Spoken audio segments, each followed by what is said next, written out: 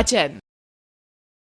आओ बच्चों, अब हम वचन के बारे में जानते हैं कि वचन क्या होते हैं और हम इनका इस्तेमाल कैसे करते हैं। मोहन के पास एक बिल्ली है। रोहन के पास 5 बिल्लियां हैं। इन दोनों में आपको क्या अंतर दिखाई दे रहा है? चलो मैं बताती हूं कि इनमें क्या अंतर है। मोहन के पास केवल एक बिल्ली है और रोहन के पास 5 बिल्लियां हैं।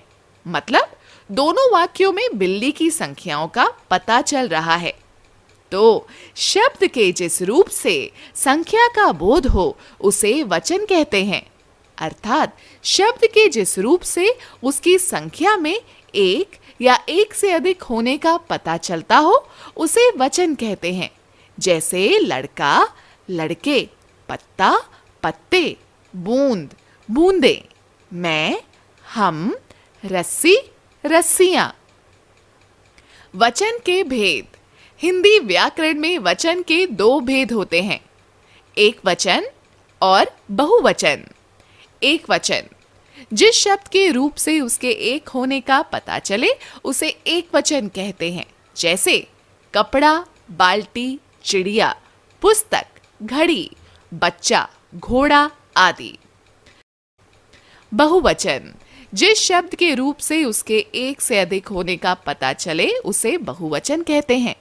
जैसे बच्चे, पुस्तकें, बाल्टियां, फसलें, लकड़ियां, चादरें आदि। हिंदी भाषा में आदर प्रकट करने के लिए एक वचन के स्थान पर बहुवचन का प्रयोग होता है। जैसे मास्टर जी पढ़ा रहे हैं, मेरी माताजी बाहर गई है, पिताजी आप कब आए।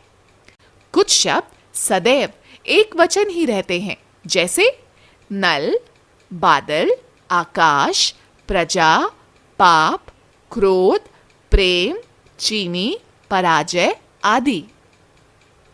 कुछ शब्द सदैव बहुवचन ही रहते हैं। जैसे प्राण, दाम, दर्शन, दुर्लभ, आंसू, सोना, धन, समाचार, होश, भाग्य आदि।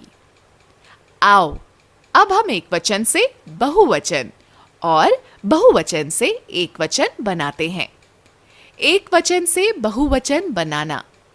लड़का, लड़के, बहन, बहनें, आंख, आंखें, सड़क, सड़कें, पुस्तक, पुस्तकें, बात, बातें, बेटा, बेटे, घोड़ा, घोड़े।